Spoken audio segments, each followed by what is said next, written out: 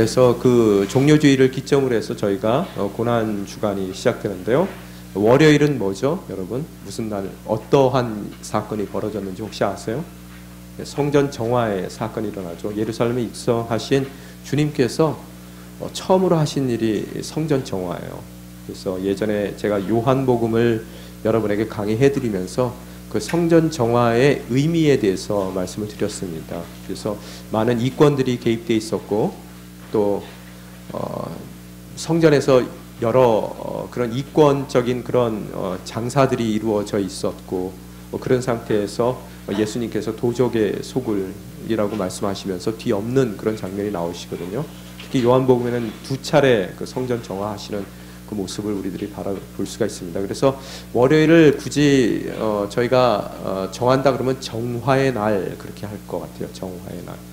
그리고 화요일 날에는 어떤 일이 있으셨는지 혹시 성경 열심히 보신 분들 아세요?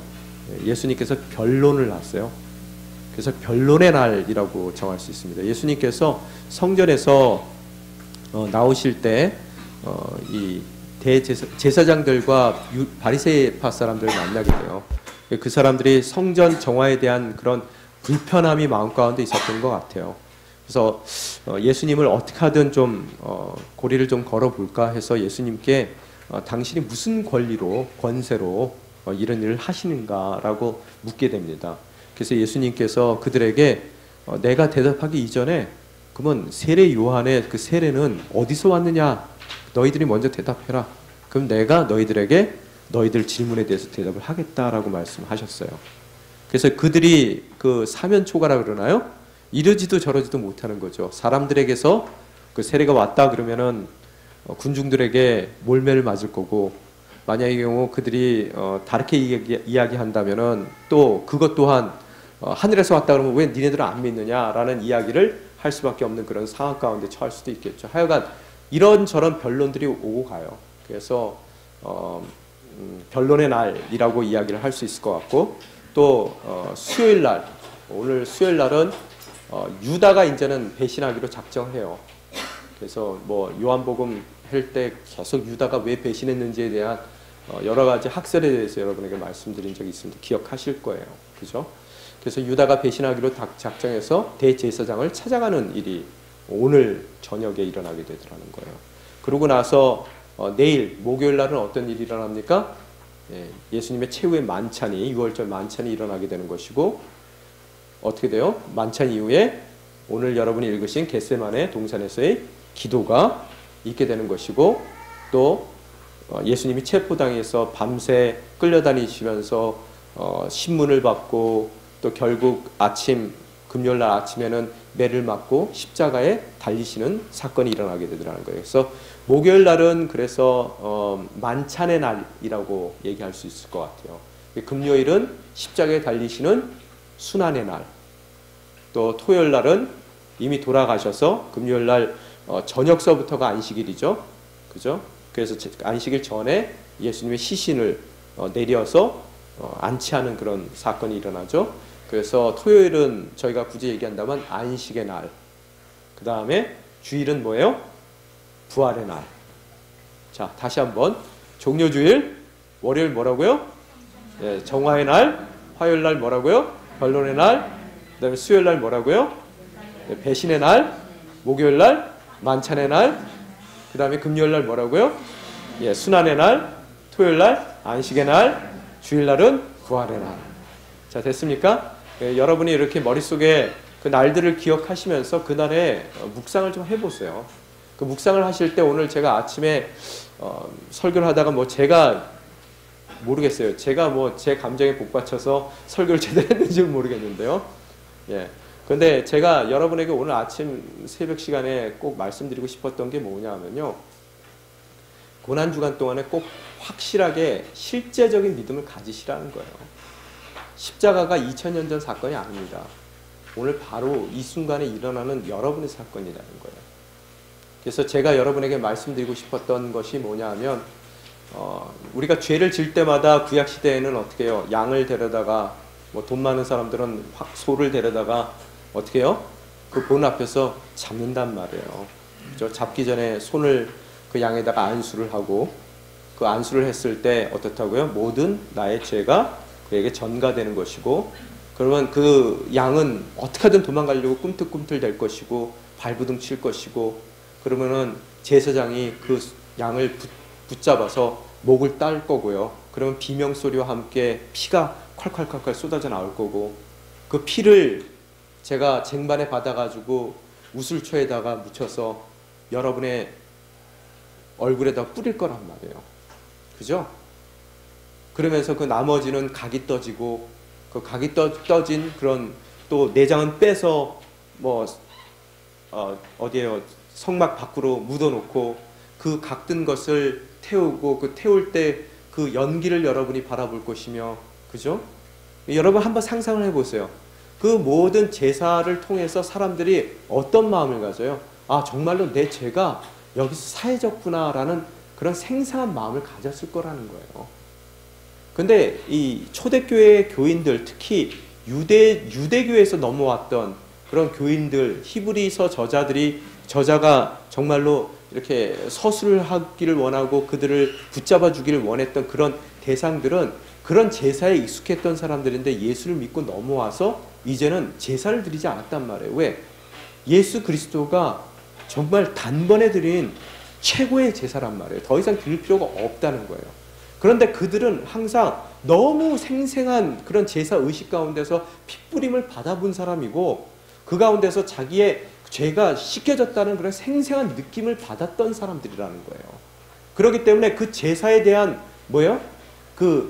돌아가고 싶은 마음이 있는 거예요. 이건 예수님 피로 내가 보혈로 구원을 받았다 그러지만 그게 와서 느껴지지가 않는 거예요. 1세기의 사람들도요. 하물며 지금 우리 시대를 살고 있는 2000년 후를 살고 있는 우리들에게 여러분이 정말로 예수 그리스도의 보혈로 나의 삶이 깨끗해졌습니다, 대속의 은혜를 내가 입었습니다 라고 여러분이 얘기했을 때 정말로 여러분 얼굴에 예수님의 피가 뿌려지는 생생한 경험이 여러분 삶 가운데 있느냐는 거예요. 있습니까? 이것이 관념적으로 책에서 읽은 십자가의 대속, 또 성경 공부 시간에 받았던 그런 대속의 은혜가 아닌 진정 시뻘건 피가 거기서 콸콸콸콸 쏟아나오고 비명소리와 신음소리와 함께 그 피가 여러분 얼굴에 뿌려지고 여러분 삶 가운데 뿌려지는 그 생생한 경험이 여러분이 있어야 된다는 거예요. 그게 없으니까 우리 인생 가운데 교회를 아무리 다녀도 소용이 없는 거예요. 만약의 경우 정말로 여러분이 그런 생생한 삶 가운데서의 보혈의 경험이 있기만 한다면은 뭐예요? 성경에 나온 무겁고 뭐예요? 뭐예요? 수고하고 짐진 자들아 다 내게로 오라, 내가 쉬게 하리라. 그 말씀이 정말로 여러분 믿어져요? 정말로 여러분 인생 가운데 그동안 갖고 있었던 모든 그 죄 가운데서 나왔던 수치와 부끄러움과 괴로움과 여러분이 절대로 남들한테 내놓기도 어려웠던 그런 정말로 꽁꽁 여러분 인생 가운데 쌓아나왔던 그런 여러분 인생의 그 풀리지 않았던 매듭들을 정말로 주님 앞에 그 피를 뿌리는 것으로서 다 풀리는 역사를 여러분이 경험하실 수밖에 없다는 거예요. 그게 생생하게 다가오기만 한다면요. 근데 관념적으로 믿고 교리적으로 믿고 또 2000년 전의 사건으로 믿기 때문에 여러분 인생 가운데 핏부림이 없기 때문에 어떻다고요? 여러분은 아직까지도 교회 다니면서 집사가 되고 장로가 되고 뭐가 다 되더라도 하나도 그 과거의 모든 여러분 인생 가운데서의 굴레에서 벗어나지 못하고 그 정말로 인생 가운데서 신음하며 무거운 그 죄의 짐을 자기가 지면서 그러고 걸어가는 거예요. 그러니까 인생에 기쁨이 없어요. 기쁨이. 정말로 그 자유함을 완전히 누리셔야 된다는 거예요. 그죠? 그게 고난주간의 여러분의 의미라는 거예요. 다 놓으세요.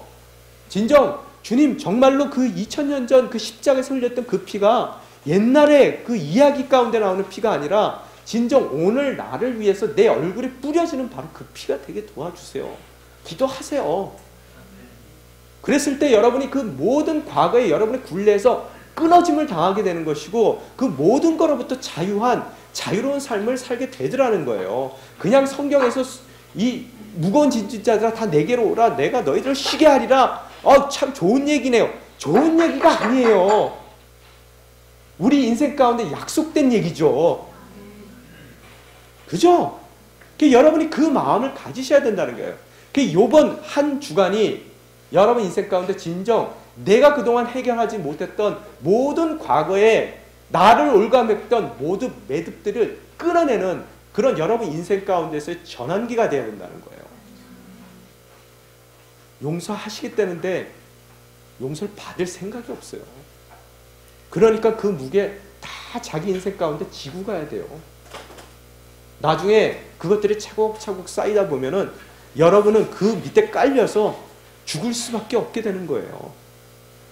바로 그거라는 거예요. 이걸 관념적으로 믿지 말아야 되겠다는 거예요. 오늘 아침에 그 얘기를 한다는 건데 제가 어떻게 얘기가 잘 전달됐는지는 모르겠어요. 다시 높아지면서 말씀을 드립니다. 오늘 본문으로 다시 돌아가서 오늘 무슨 얘기예요, 여러분? 겟세마네 동산에 대한 얘기죠.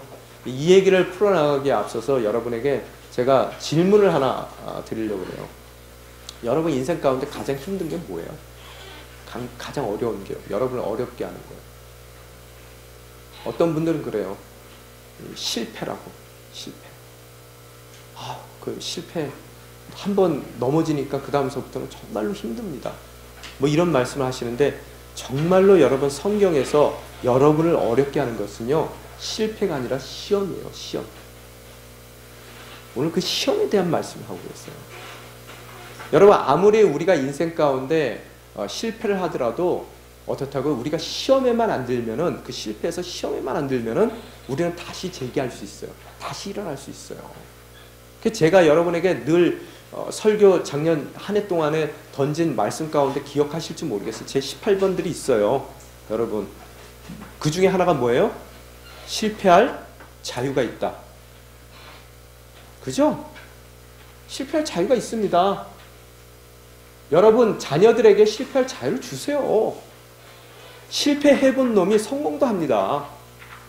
그런데 실패 안 하려고 막 그러면은 그 어떠한 성공도 할 수 없어요.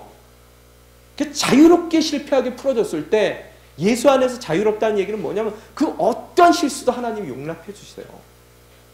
그 자유를 누리면서 나아갈 때 그 아이가 성공하는 거예요. 그래서 제가 여러분에게 설교할 때 자녀 실패할 수 있는 자유를 주세요. 그러면은 이러세요. 근데 제가 뭐라 그랬어요? 남편에게도 실패할 자유를 주십시오. 그러면 여러분 뭐라 그런다 그랬어요? 절대로 그건 안 됩니다. 한국에서도 설교할 때마다 그렇게 얘기하면 사람들 다 안 된대요. 절대로 그딴 얘기 하지도 말래요, 목사님. 모든 사람은 예수 안에서 실패할 자유가 있습니다. 예수님께서도 베드로가 실패했을 때 그 실패할 자유를 주세요. 그러고 나서 다시 그 시험에 들지 않고 재기할 수 있도록 조반상 차려놓고 기다리고 계세요. 실패한 아들이 돌아왔을 때 어떻게 한다고요? 아유, 이 새끼야 그것도 못했니? 그래야 돼요? 죄송해요. 제가 좀 헛나왔습니다. 말이 갑자기. 녹화되는데 큰일 났습니다. 그게 뭐라 그래야 돼요, 여러분? 아니죠? 예수님이 뭐라 그러셨어요? 왔을 때, 야 임마, 네가 그럴 수 있어? 일로 와. 한 대 입 맞아. 그리고 입 탁 때려요? 3대 맞아 너. 누구 3대 때려요? 어떻게 하셨어요? 네. 사랑하니? 나는 널 끝까지 사랑한다는 거예요. 그리고 뭐라 그래요? 내 양을 먹이우라. 바로 그거예요. 그죠? 여러분이 그걸 보실 수가 있어야 되더라는 거예요. 그래서 실패가 중요한 게 아니라 인생 가운데 여러분의 인생을 올가매는 건 실패가 아니라 그 실패 가운데서 우리에게 찾아오는 시험이 중요한 거예요. 시험이요. 그죠? 그리고 또 여러분 아무리 성공했다 하더라도요. 그 마음 가운데 시험이 오거든요. 또 성공해도요. 실패해도 시험이 오는 것 같이 성공해도 시험이 와요. 왜? 성공 좀 하면 어때요? 목이 곧아져요. 교만한 마음이 들어온단 말이에요. 그렇기 때문에 그 사람이 시험에 걸려요. 그래서 멀쩡히 겉으로는 성공한 것 같지만 시험에 들면은 어때요? 정말로 그 인생 가운데 무너지고 실패한 그런 몹쓸 인생이 되어버립니다. 그게 제일 중요한 게 제일 우리 인생 가운데 어려운 것이 성공과 실패가 아니에요. 성경은 그렇게 얘기하지 않습니다. 뭐라고 얘기해요? 시험이라고 얘기를 해요. 그래서 예수님도 뭐라고 했어요? 우리 주기도문 가르쳐 줄 때 뭐라고요? 시험에 들지 말게 하옵시며. 그만큼 중요한 거예요. 이게요. 시험 안 드는 게. 예수님이 이야기를 보면 예수님도 크게 두 가지 시험을 당하셔요. 뭐 여러 잔잔한 시험들은 많이 당하셨는데요. 그 메이저급으로 나오는 그 메가톤급으로 나오는 시험이 두 개가 있습니다. 그 시험이 뭐예요?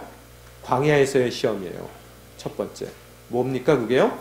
여러분, 공생애를 시작할 때 오는 시험이에요. 왜? 공생애 자체를 시작하기를 누가 원하지 않아요? 마귀들이 원하지 않아요. 그래서 시험 주는 거예요. 두 번째 시험이 뭡니까? 십자가를 앞두고 오는 시험이에요.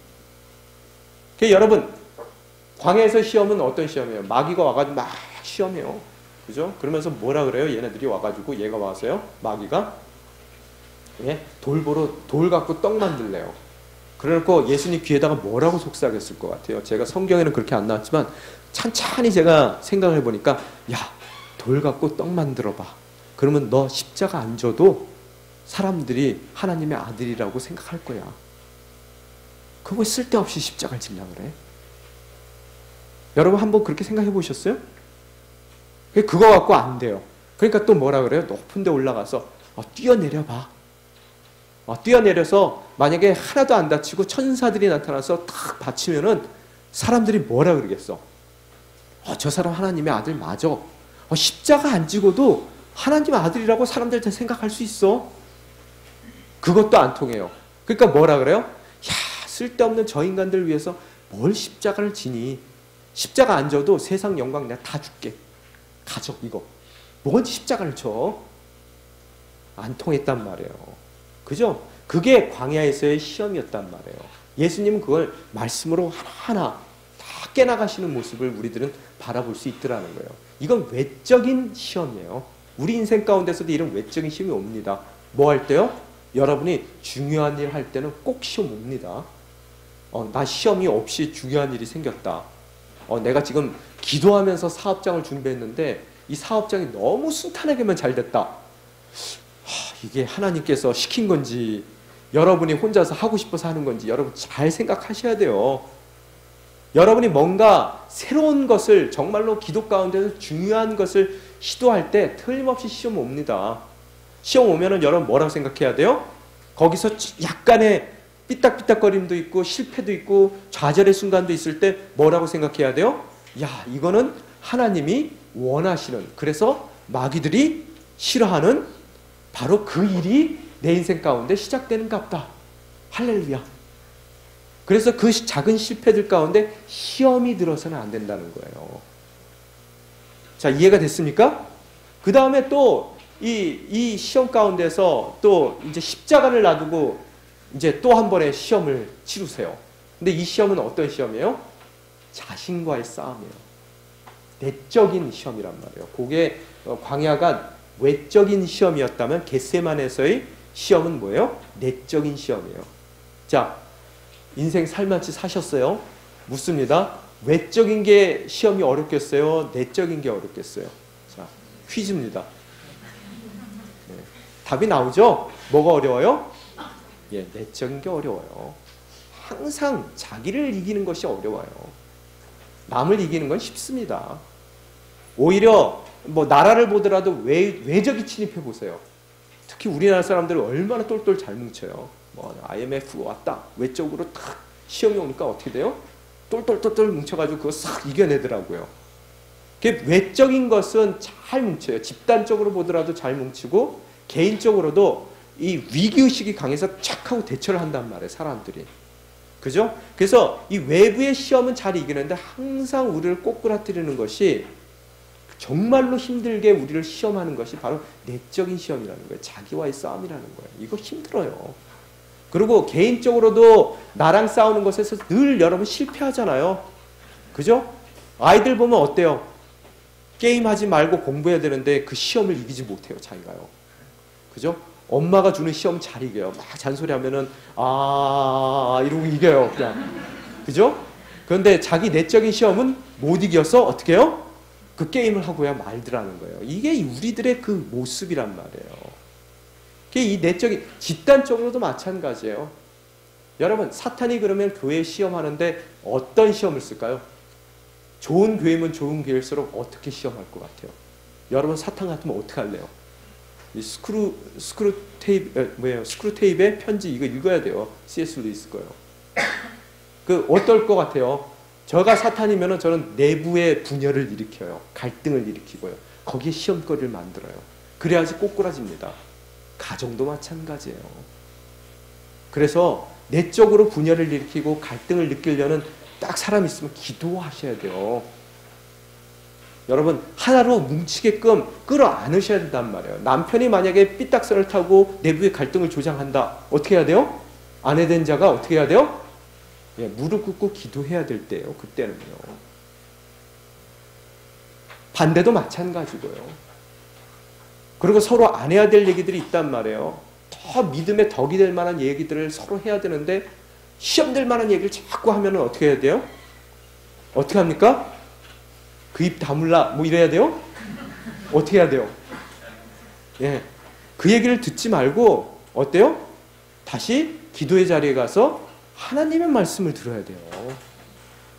또 내가 막 시험들 얘기가 막 하고 싶단 말이에요. 어쩔 때는요. 아내에게 하고 싶고 남편에게 막 시험들 만한 얘기를 하고 싶을 때 그거 하고 싶은 것을 참을 수가 없어요. 참아지지가 않아요. 누구한테 해야 돼요? 그럼 그 얘기를?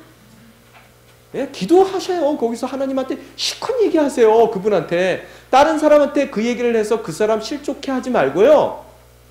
얼마든지 얘기하라고 귀를 이렇게 하고 계시는 그분께 어떻다고요? 무릎 꿇고 가서 정말로 하나님 이런 얘기가 있는데 이거 어떻게 해야 됩니까? 거기다 대고 얘기하세요. 아내에다가 얘기하지 말고 남편에다가 얘기하지 마세요. 그 얘기했을 때 내부적인 시험이 들어와서 그 가정이 망가지고 그 교회가 망가지고 집단이 다 망가지는 거예요. 이해가 되십니까? 다 좋은 방법이 있어요. 하나님이 다 만들어 놓으셨어요. 근데 죄가 뭐냐 하면요. 하나님께서 만들어 놓은 그 방법을 사용치 않고요. 자기 원하는 대로 해요. 하나님의 만들어 놓으신 방법에 순종하는 사람은 그 피로 뿌림을 받아서 정결케 된 사람들은 항상 어떤 때나 하나님의 방법을 사용하기 때문에 결단코 시험 드는 일이 없어요. 여러분이 시험 들면은 나 시험 들어서 정말 교회 못 다니겠어. 누구 책임이에요? 지 책임이에요. 지 책임. 피를 경험하지 못해서 정결치 못해서 하나님께서 제대로 만들어 놓은 그 길을 그 방법을 사용치 않고 자기의 방법을 사용하기 때문에 어떻게 된다고요? 꼬꾸라진단 말이에요. 그러면은 어떻게 하나님께서 만들어 놓은 그 방법을 사용해야 될까? 예수님이 좋은 이 모습을 오늘 본을 보여주고 계시는 거예요. 여러분 겟세마네 동산은 뭐라고요? 내적인 시험의 자리예요. 엄청난 십자가를 지금 놔두고 계세요. 그 십자가를 예수님조차도 지기가 힘들어요. 왜 힘들어요? 여러분 한번 생각해 보세요. 우리가 사람을 하나 죽였다고 치더라도 지금 보니까 오늘도 인터넷에 제가 뉴스만 좀 봤어요. 다른 거 안 봤어요. 제 미디어 금식해요. 그래서 미디어 금식합니다. 뭐 밥만 안 먹는 게 아니라 미디어도 금식해요. 근데 뉴스는 좀 봐야 될 것 같아서 제가 설교를 위해서 뉴스를 좀 챙겨봤어요. 챙겨보니까 조두순인가요? 그 아주 나쁜 사람 있죠? 그래서 그 사람이 이제 6년 후면은 풀려난답니다. 그러니까 그것 때문에 막 사람들이 갈등을 하더라고요. 그것 때문에요. 뭐 얘기하려고 갑자기 이 얘기가 나왔죠? 제가 얘기하면서 잊어버렸습니다. 갑자기. 예. 하나님이 하지 말라는 것 같아요. 안 할게요. 예.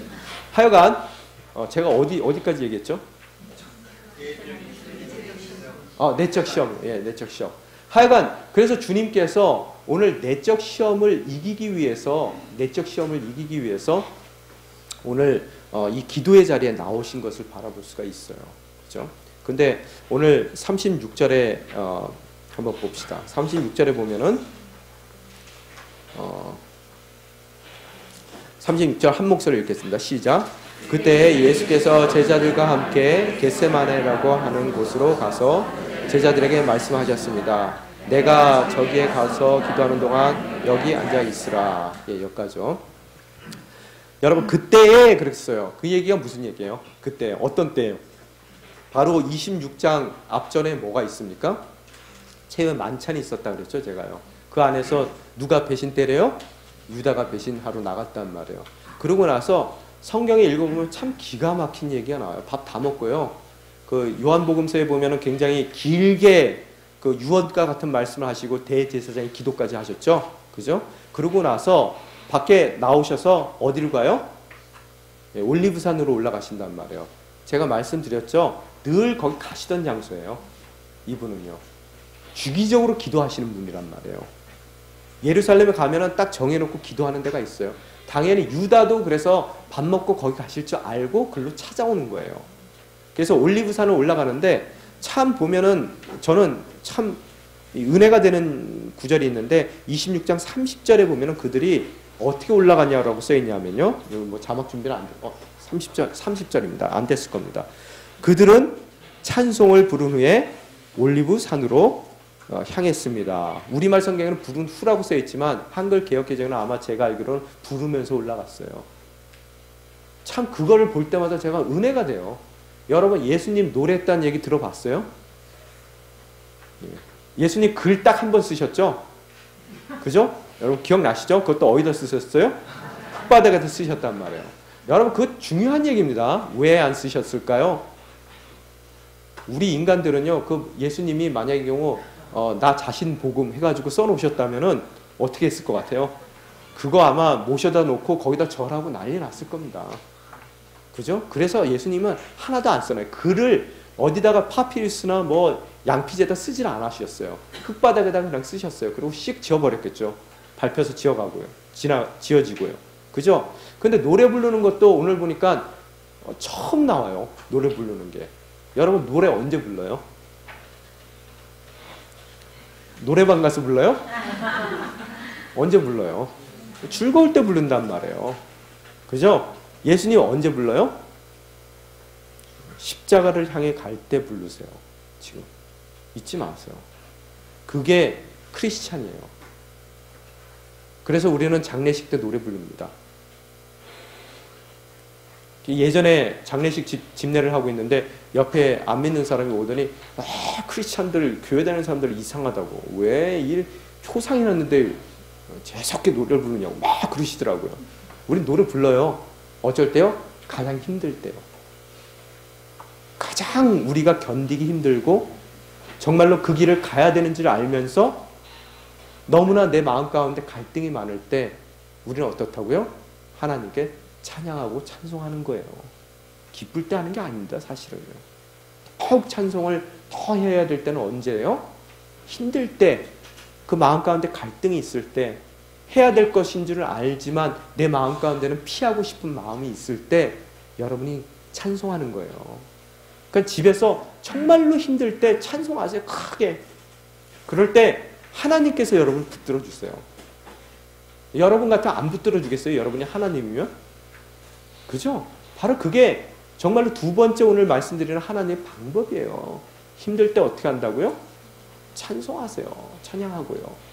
정말로 해야 될 일이지만 내가 못할 것 같은 마음이 들 때 찬송하세요.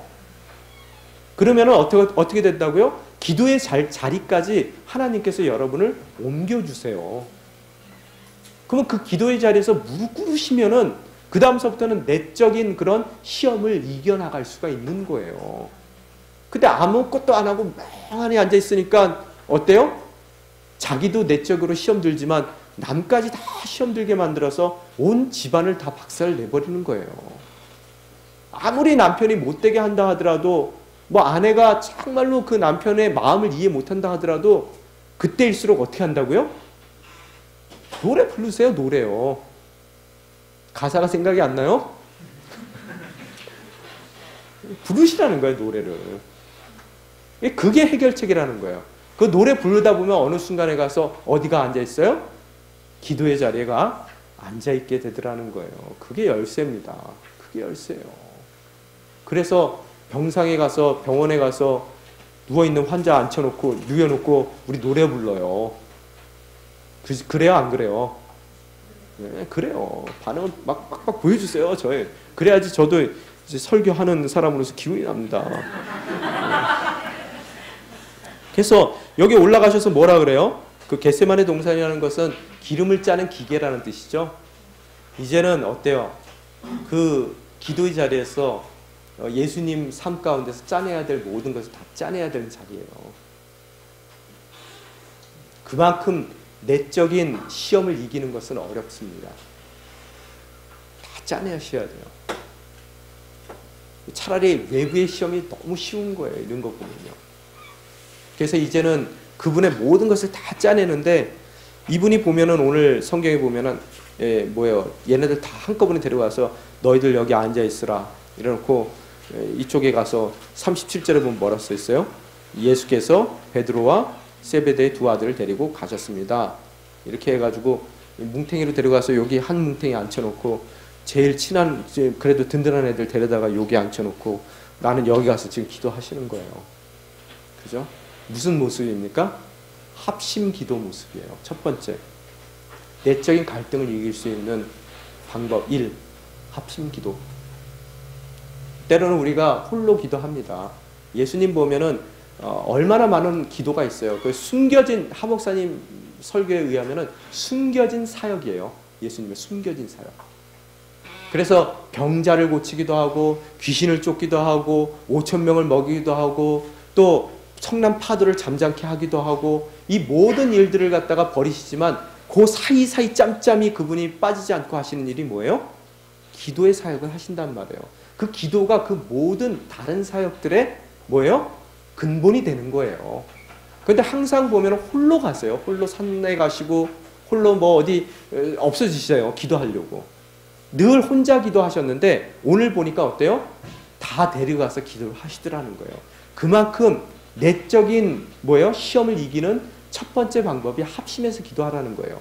혼자 기도해도 뭐 가능성은 많아요. 그렇죠. 오늘 말씀하신 게 뭐냐면 진정 믿음 가운데 형제된 우리들이 어떻다고요? 한 마음으로 서로를 위해서 중보해주는 합심 기도가 있었을 때 그 기도 가운데서 우리가 그 내적인 갈등과 시험을 이겨낼 확률이 더 많아진다는 거예요. 그래서 숨기지 마세요. 이렇게 가습을 만드시려는 게 아니라요. 우리의 순모임이라는 게 도대체 뭡니까? 야, 너 그 얘기 들었어? 야, 그랬대. 그 집 완전히 사업하다 다 망해버렸대. 야, 내가 그럴 줄 알았어. 맨날 일 안 하고 저기 공치로 댕기더라. 내가 그때서부터 알아봤다. 뭐 이렇게 되거든요. 그게 아니라 어떻게 된다고요? 모였을 때 합심해서 기도하는 거예요. 그럴 때 그 모든, 그래서 나의 문제를 다 순회 가서 내놓으세요. 나의 내적인 갈등을. 그리고 눈물 흘리세요. 함께 찬양하시고요. 그 찬양 가운데서 어떻게 한다고요? 합심해서 기도하시라는 거예요. 근데 꼭 조라요. 조라. 자기 일 아니면 관심이 없어요. 그게 문제라는 거예요. 오늘 그 문제들이 나온다는 거예요. 그러고 나서 또 보면은 다음번에 37절에 그 하반절에 보면 예수께서 슬픔에 잠겨 괴로워하셨습니다. 이렇게 써 있어요. 그러고 나서 또 38절에 보니까 뭐라고 써 있습니까? 한번 저희들이 같이 읽겠습니다. 시작. 그때 예수께서 그들에게 말씀하셨습니다. 내 마음이 너무 괴로워 죽을 징이다. 너는 여기 머물러 나와 함께 깨어 있도록 하라. 이만큼 어려운 거예요. 내적인 시험이라는 게. 그분한테도 어려운 거예요. 왜? 여러분, 하나님이 뭘 이룬 것 같고 어려워하실까? 예수님 하나님 맞아? 뭐 여러분이 이렇게 생각하실 수 있는데요. 우리 기독교의 교리가 뭡니까? 예수 그리스도는 100% 하나님이시고 동시에 100% 사람이셔요. 잊지 마세요. 50% 50% 뭐 이렇게 하시면 안 돼요. 성육신이라는 얘기가 우리가 이해 안 되는 얘기입니다. 근데 우리의 신앙 고백은 뭐냐면 그분은 100% 하나님이시고 100% 사람이셔요. 그래서 사람이 갖고 있는 연약함이 있으세요. 그래서 배고프셨어요. 그리고 어쩔 때는 고나셔서 죽으셨어요. 어쩔 때는 마음이 아파서 우세요. 문 하나님이 울고 배고프고 뭐 그러냐? 이제 그렇게 얘기하시면은 할 말이 없습니다. 그냥 그건 우리가 믿는 신앙이에요. 그게 우리의 기본적인 전제예요, 전제. 그래서 오늘 보니까 이게 너무너무 어려운 거예요. 내적인 갈등이 이분도 어려운 거예요. 그래서 정말로 죽게 생겼다 그래요. 우리가 보통 보면은 힘들 때 뭐라 그래요? 죽겠다, 죽겠다 그러잖아요. 그죠? 예수님도 뭐라 그러세요? 죽겠대요, 지금요. 정말 죽겠다, 얘들아. 나랑 합심해서 기도하자. 예수님도 자기의 죽겠는 것을 제자들과 함께 나누어서 기도할 수 있다면은 여러분 또한 여러분의 죽겠는 것을 순원들과 함께 나누어서 기도 못할 이유가 없습니다. 목사님이 완전히 이번에는 이제 순을 막 미시려고 마음을 먹었는가 보다 이제 그렇게 생각을 하시는 모양인데 사실이에요. 그죠? 우리 순 모임이 그런 모임이었으면 좋겠어요.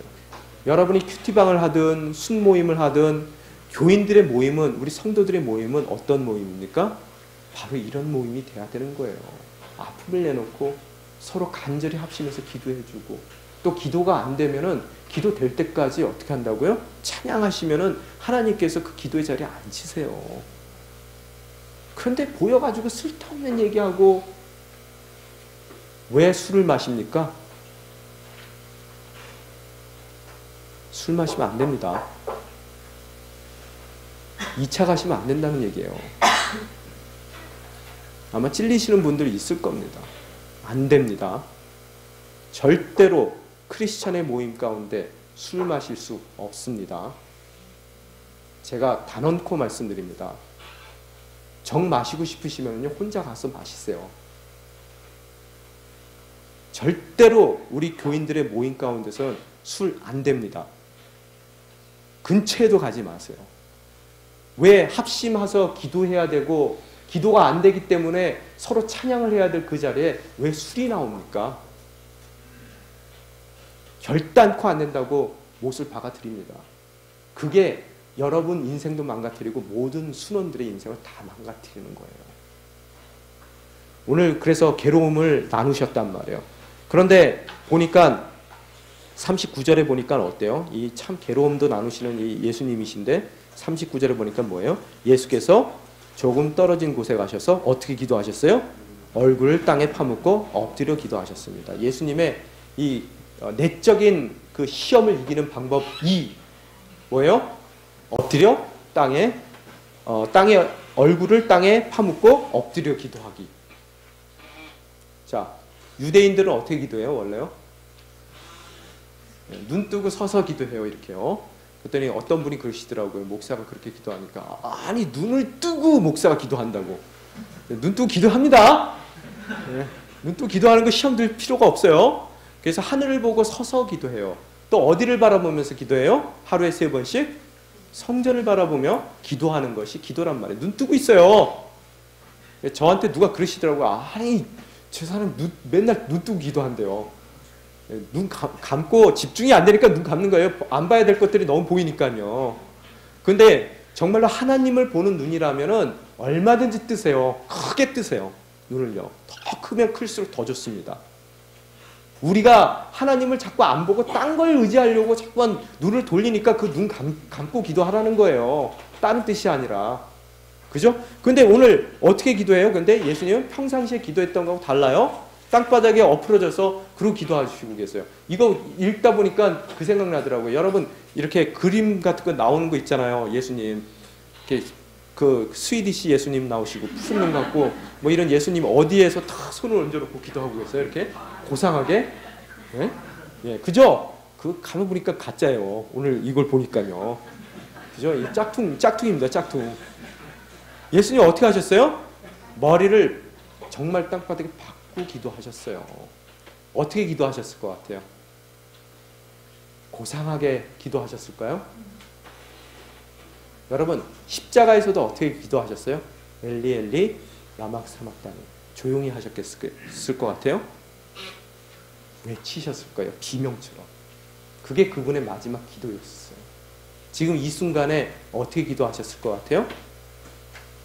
정말로 땅바닥에 고개를 쳐박고 정말로 울고불고 눈물 콧물 다 나올 거고 저도 예전에 한번 기도하는데 하도 울면서 기도했더니 막 콧물이 이만큼 나와 있더라고요. 누가 볼까 진짜 겁났어요. 이렇게 얼른 닦았어요. 근데 한 장 갖고 안 될 정도로 나왔더라고요. 예. 어때요? 예수님 기도가 어떻게 됐을 것 같아요? 바로 그런 기도라는 거예요. 여러분 처절한 기도입니다. 그냥 고상하게 여러분 기도해서는 내적인 시험 이길 수 없어요. 정말로 여러분이 할 수 있는 모든 것을 다 쏟아내는 기도를 하셔야 됩니다. 이건 죽고 사는 일이에요. 시험에 들면 죽습니다. 나만 죽는 게 아니라 예수님 같은 경우에는 모든 인류가 죽어요. 여러분 한 사람이 시험이 들면은 여러분 가족이 죽어요. 또 교회 리더십이 시험이 들게 되면은 한 교회가 날아갑니다. 그런데 고상하게 기도를 해요? 서서 성전을 바라보면서 기도할까요? 그럴 짬이 아닙니다. 어떻게 하셔야 돼요? 합심해서 기도할 때 정말로 여러분이 있는 거 없는 거 겟세마네 동산에서 짜낼 수 있는 모든 것을 다 짜내는 기도를 하셔야 된다는 거예요. 그렇지 않고서는 절대로 내적인 갈등, 내적인 시험 이 못 이깁니다. 못 이기면 어떻게 돼요? 자기도 죽고 다 죽어요. 여러분이 여러분의 가정을 위해서 정말로 이런 기도를 하고 계시냐는 거예요. 정말로 교회를 위해서 여러분이 이런 기도를 하고 계십니까? 정말로 여러분이 눈물 콧물 다 쏟아내는 그런 기도가 여러분 삶 가운데 있느냐는 거예요. 그래서 여러분도 죽는 거고 여러분의 가정도 죽는 거고 여러분의 교회가 죽는 거예요. 오늘 그 말씀을 해주시는 거예요.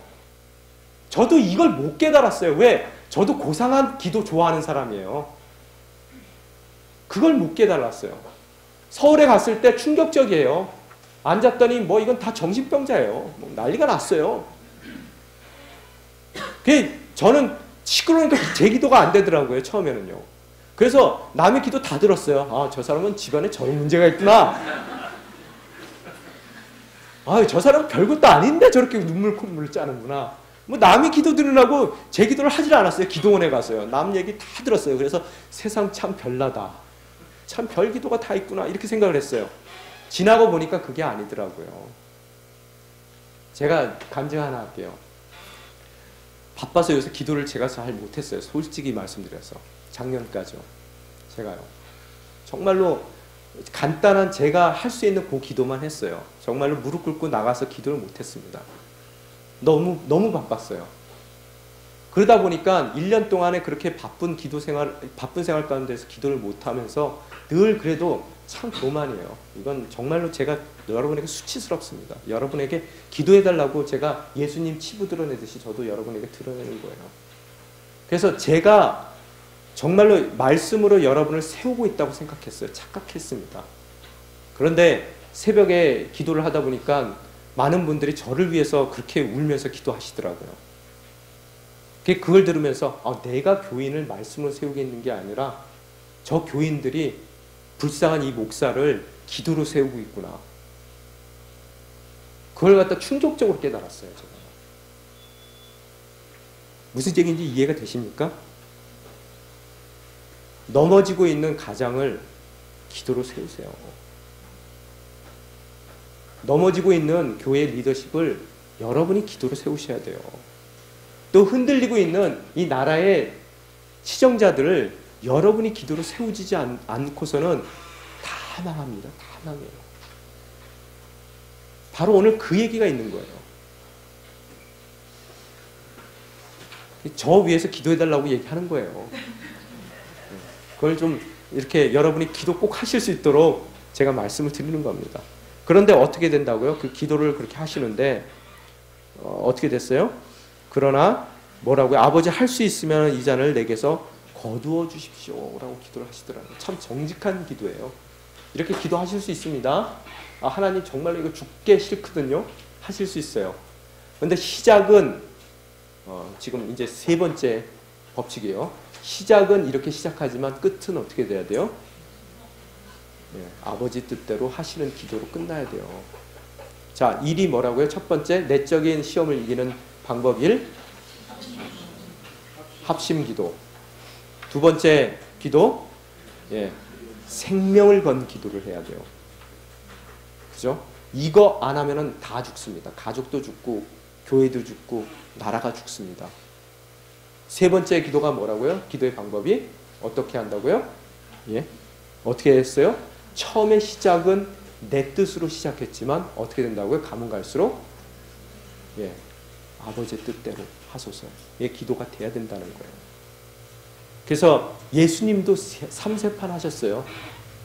그걸로 결말을 내기 위해서요. 왜? 말로만 그렇게 기도하면 되겠습니까? 정말로 어때요? 3세판 딱 하시더니 뭐라 그러세요? 여기 46절에 보면은 뭐라고요? 일어나라, 가자. 무슨 얘기입니까? 이제 그 잔을 마시러 가시는 거예요. 기도 뒤에는 뭐가 따른다고요? 행동이 따라오는 겁니다. 이 행동이 따라올 때까지 여러분 기도하셔야 돼요. 3세판이 아니라 우리 같은 경우에는 30번이라도 여러분 무릎 꿇고 기도하셔야 돼요. 어떤 경우에 저한테 그래요. 목사님 언제까지 이 기도 제목으로 기도해야 되는 거예요? 제가요. 그러고 와서 물으세요. 언제까지 해야 돼요? 내 뜻으로 시작해서 하나님 뜻으로 바뀔 때까지 하셔야 됩니다. 기도는요. 그 얘기예요. 바로요. 오늘 얘기가. 이 이야기를 오늘 정리하겠습니다.